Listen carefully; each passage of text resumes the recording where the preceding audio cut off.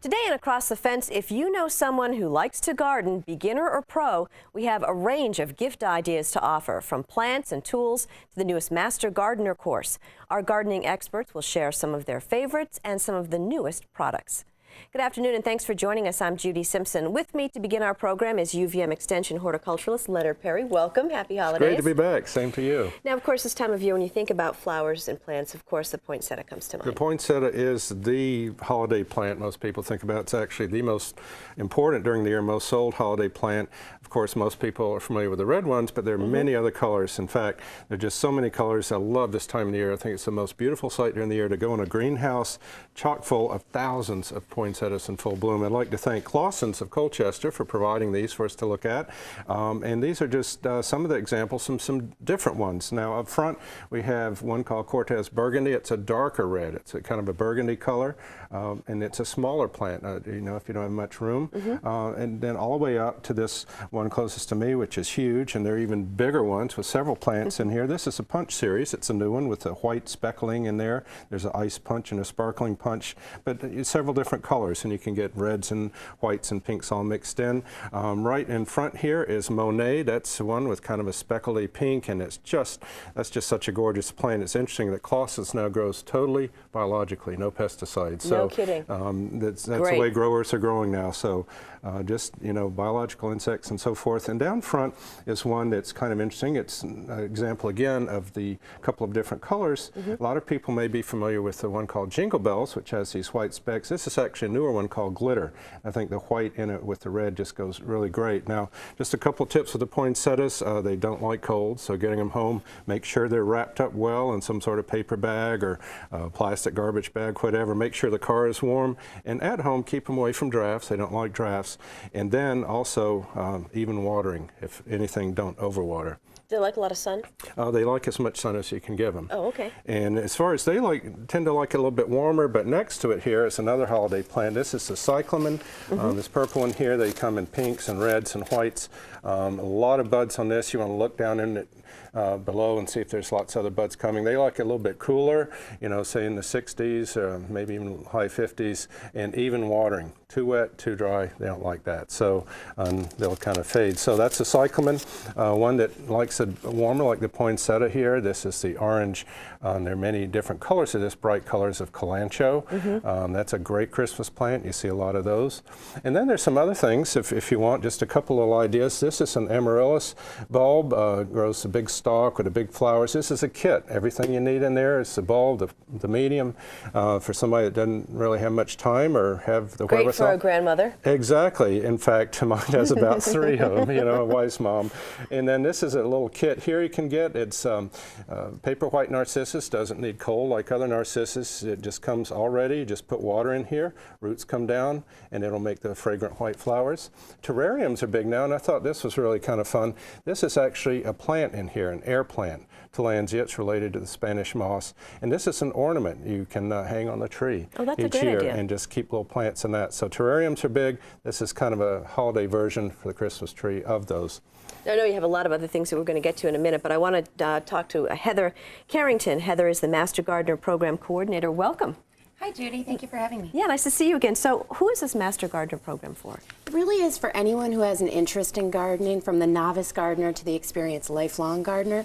We've had students as young as 14 years old and people well into their 80s taking the course. And how does the program work? It's basically a 13-week evening course. It's held on consecutive Tuesdays starting from February 4th until April 29th, and it runs from 6:15 until 9 p.m. It's taught primarily by UVM faculty, and we hold it at Vermont Interactive Technologies studios across the state, so more Vermonters can access it.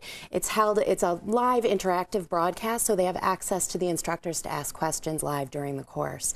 And so what kind of training is provided? The training ranges everything that in sustainable home horticulture, starting with introduction to botany, going on to plant pathology, entomology, and then more practical applications to fruit and vegetable gardening, sustainable home landscapes, and ornamental gardening as well. And people shouldn't be intimidated by some of those terms. No, absolutely not. It really does start you off at the beginning and then just build from there, and then go on to practical ways to utilize the information. And so if someone's interested in the information or registering, what should they do? They can go to our website at www.uvm.edu uvam.edu/mastergardener, or we'd be happy to talk to them if they want to call us at 802-656-9562. What a great Christmas gift that would be. It's a wonderful one. Well, thanks a lot for joining us. Thank you, Judy. All right, Leonard, keeping up with the education theme, you're going to talk about books? Yes, I brought a book, which I'm a little partial to. In fact, I wrote it. We've shown this before, Yeah. The Fruit Gardener's Bible, but this was an update of Lewis Hill's 1992 Fruits and Berries for the Home Garden. This is totally revised, about 95% different,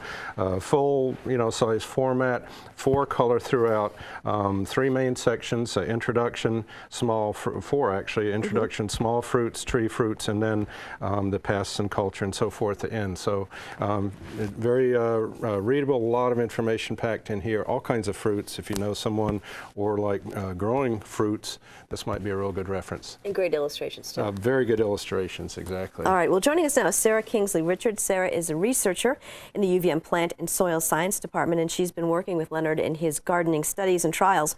Well, it's great to see you again. Hello, Judy. Now, you brought some of your favorite gifts for gardeners. I did, and continuing on the book theme, this Bible theme, there's quite a few Bibles out there. There's the Perennial Gardener's Bible, which is written by our friend Stephanie Cohen and Nancy Andra. Everything you want to know about perennials. And then also there's the Vegetable Gardener's Bible. So between fruit and vegetable and perennials, we've covered just about everything. And this is written by a Vermont author as well. And also, you've brought some tools now. Gloves are big because I lose them, You go through them. you lose them, you wear holes in them. You can never have too many pairs of gloves. So just a basic pair of gloves, even especially nice colorful gloves, so you don't lose them. These are nitrile. They've got a rubber sole to them, which is nice, keeps your hands a little dry. And then West Country Gloves does a whole line of gloves, waterproof and insulated like these are, but every pair of gloves is using a water bottle. Oh, no kidding. Takes a water bottle out of the waste stream. So they're recycled, and something else to think about when you're buying gloves. Terrific. And then for tools, you can never do wrong with a pair of knee pads. And these are nice because you just put them on and then you can go about, you don't have to, where did I put my pad, where did I, These are soft ones, they Velcro on, and then of course there's always your standard knee pad. And if your gloves have a hole in them or something, there's also, you can always, as a gift, these are great stocking stuffers, nail brushes and soaps. Excellent. Always a good idea. Now, when you talk about gardening, of course, we think about the weather. Exactly. So they're tools for people who are interested in the weather.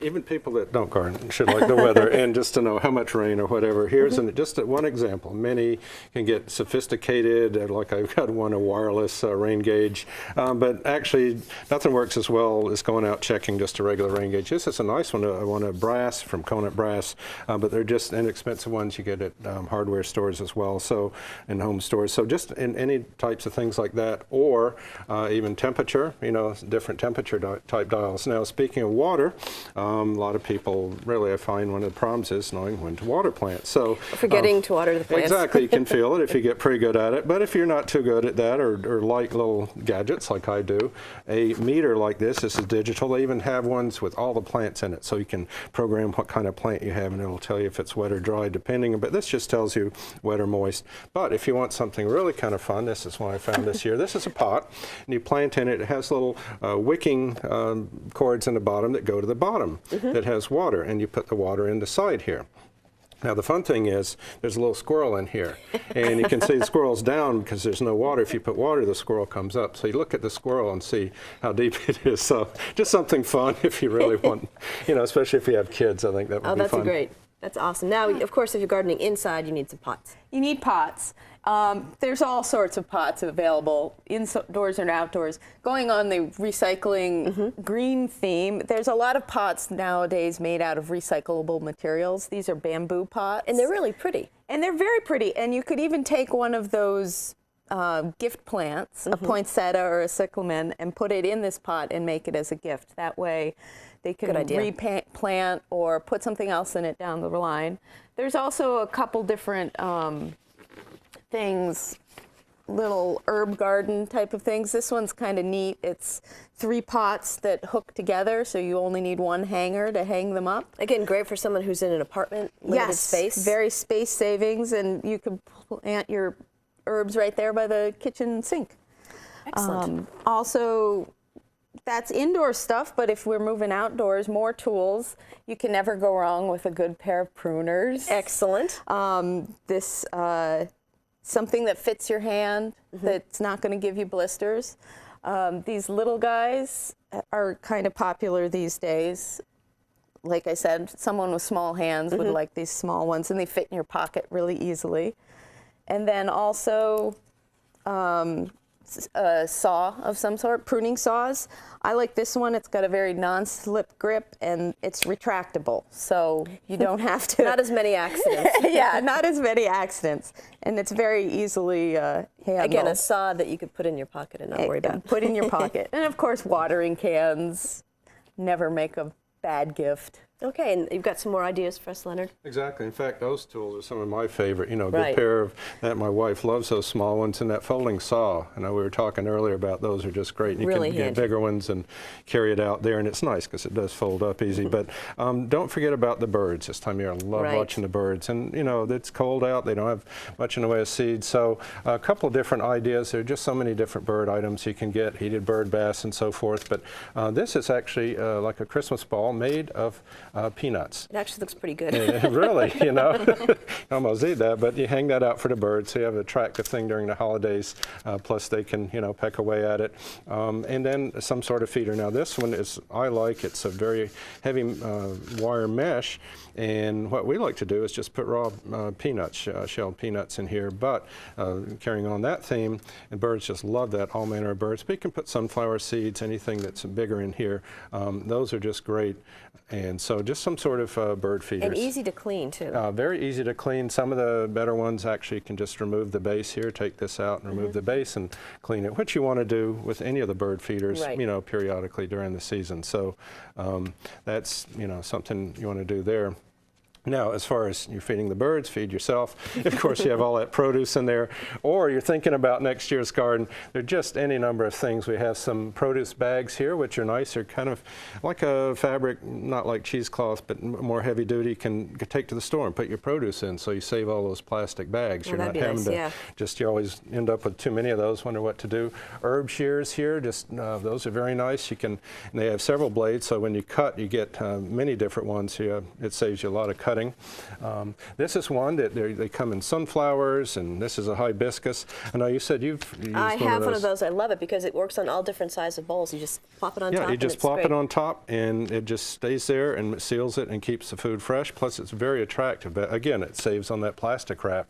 And then we have some pesto cubes, which are basically like an ice tray, only you put your pesto in there. Yeah, and they're, you know, they're it kind of like makes big a lot ice of sense tray because cubes. you can make a ton of pesto at one time. Yeah, we do, and we have it in like tubs, but it takes a while to go through this. But this, you just say you want to make a pasta or whatever, you just take a cube out and pop it in, and there you go. So it's a really nice, again, a lot of little things that really work in the kitchen. And then finally, a couple things in front here. This is kind of neat. We're going to try it this year, making these luminaries out of ice. We have a mold that we like to use. Hey, it's cold outside. Why not? Yeah, but this is different, you know. Yeah, you don't have to put it in your freezer, just put it outside. This, you actually fill a balloon. It has a whole kit and instructions with water, and then you freeze that, and then take the balloon off, and it's got a cavity in the middle because it doesn't freeze all the way through. You put some sort of light in there, and just very pretty. So, again, something that's fun for this time of the year. Yeah, if you're having We're a gonna holiday try. party, that's great. Exactly. And then fairy gardens are really big. This is a kit. It has everything. This is a container. Inside are all the little kinds of furniture and mix and everything you need to make a fairy garden. And again, you can get a lot of those little things individually, but this is a great activity right through the winter for, you know, families of all generations to work with kids on. And if you're still stumped for a gift, you have one final recommendation. How about a gift certificate, you know? And I'd like to, again, thank Gardener Supply and the Intervale for providing all these, but a lot of these different things you can find at other types of stores. But yeah, a gift certificate is just a great idea if you really can't decide among all this, and I know we've given those to friends before. They've loved them. That's a great idea. Well, I want to thank you both for coming on. Thank you. And that's our program for today. I'm Judy Simpson. We'll see you again next time on Across the Fence. For a video copy of today's program, call toll-free 1-888-ATF-3430.